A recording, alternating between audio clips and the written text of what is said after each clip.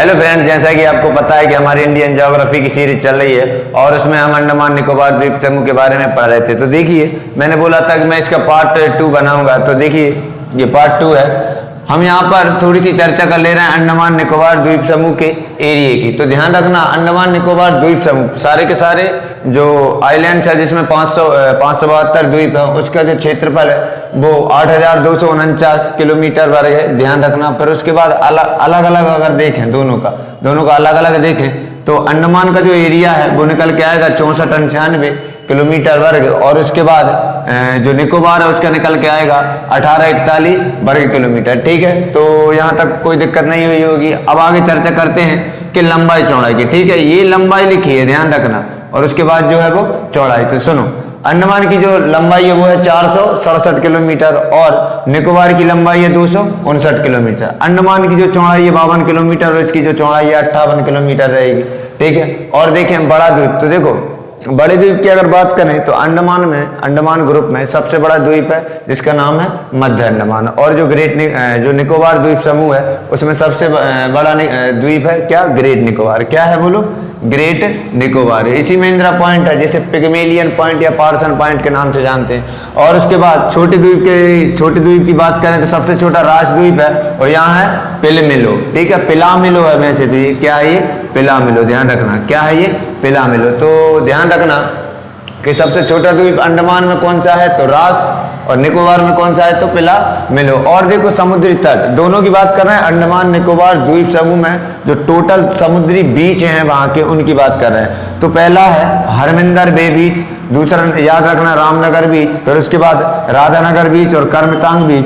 इसके बाद कार्बिन कोब अब्द चिरिया टापू। ठीक है, नाम थोड़ा अटपटा सा लगेगा लेकिन याद करना पड़ेगा, है ना। फिर उसके बाद देखो अंडमान निकोबार की भूमिका भारत के लिए बेहद ही अहम है। क्यों? क्योंकि वो मलक्का स्ट्रेट के काफी करीब है और वहां से चाइना का क्या है, सारा का सारा व्यापार। तो चाइना को काउंटर करने के लिए इसकी मतलब बहुत ही ज्यादा महत्वपूर्ण भूमिका होती है। तो सुनो, इसकी ना एक तुलना की जाती है, फ्रांस का एक द्वीप है, ठीक है, जिसका नाम है ला यूनियन द्वीप, उससे इसकी क्या की जाती है, तुलना। तो चलो मैं एक कोशिश करता हूं चित्र बनाने का अंडमान निकोबार द्वीप समूह का। ठीक है, तो अंडमान निकोबार द्वीप समूह, ये मान लो अंडमान निकोबार द्वीप समूह है। ठीक, ये क्या हो गया, अंडमान निकोबार द्वीप समूह। इसके में से छोटे छोटे बहुत सारे पार्ट है। ये अपना अंडमान निकोबार द्वीप समूह, यहां में निकोबार में, ये क्या हो गया अपना निकोबार। ध्यान रखना, निकोबार। ठीक है, क्या हो गया ये निकोबार द्वीप समूह।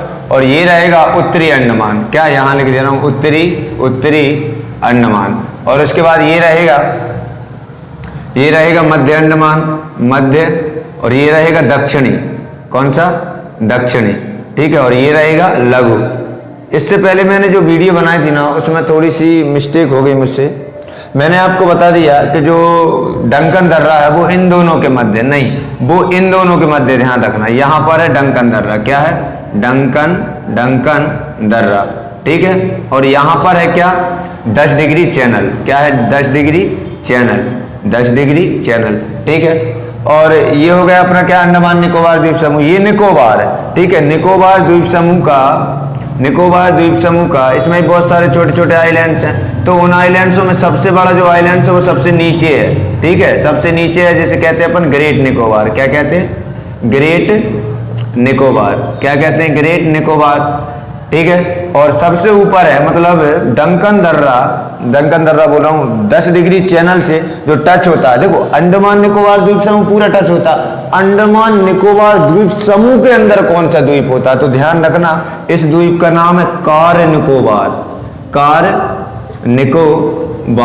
इंपॉर्टेंट, कभी क्वेश्चन ऐसा पूछे ना कि निकोबार द्वीप समूह का सबसे उत्तरी द्वीप कौन सा है, तो कार निकोबार, ये भी ध्यान रखना। ठीक है, उसके बाद मैंने बताया था कि यहाँ पर एक द्वीप है जिसे हम कहते हैं बैरन।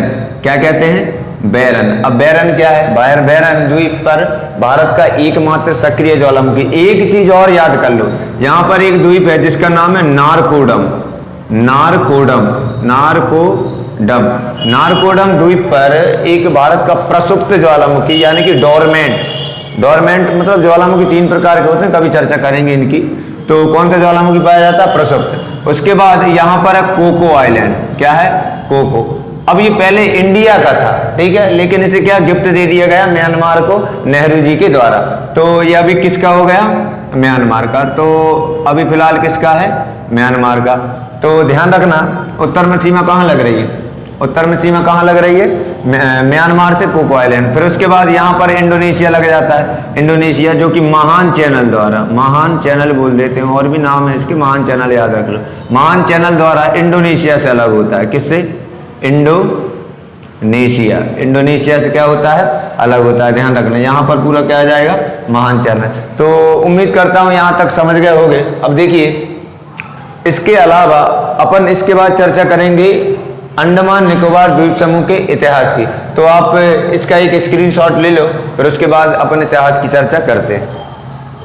तो चलिए अब इतिहास की बात करते हैं। देखो इतिहास की बात करें, इतिहास तो 29 दिसंबर, कब, 29 दिसंबर 1943 को, कब की बात है, 29 दिसंबर 1943 को नेताजी के साथ कौन, सर्वश्री आनंद मोहन सहाय और कैप्टन रावत और कर्नल DS राजू, ये पहुंचे थे कहां पर, पोर्ट ब्लेयर। पोर्ट ब्लेयर मतलब अंडमान निकोबार की राजधानी ना, हाँ, वहां पर पहुंचे। और इस समय यहां पर किसका अधिकार था, जापान का अधिकार था, क्योंकि ये क्या चल रहा था, द्वितीय विश्व युद्ध चल रहा था, है ना।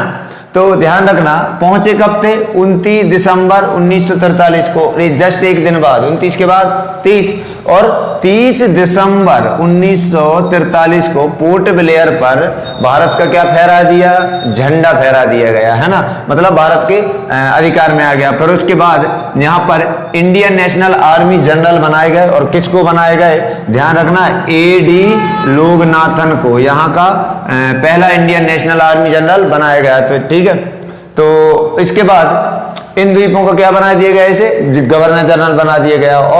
और उसी समय अंडमान निकोबार द्वीप समूह का नाम चेंज कर दिया गया, और नाम क्या रख दिया गया, शहीद एवं स्वराज द्वीप। ध्यान रखना क्या रख दिया गया नाम, शहीद एवं स्वराज द्वीप। और करंट से अगर इसे जोड़ना चाहें तो ध्यान रखना 30 दिसंबर, कब की बात है, 30 दिसंबर 2018 की, ठीक है, करंट तो नहीं है हालांकि, ठीक है, लेकिन स्टैटिक तो है। फिर उसके बाद मतलब चर्चा करें कि 30 दिसंबर 1918 को PM मोदी ने, किसने, PM, क्योंकि इस समय कौन है, PM मोदी है।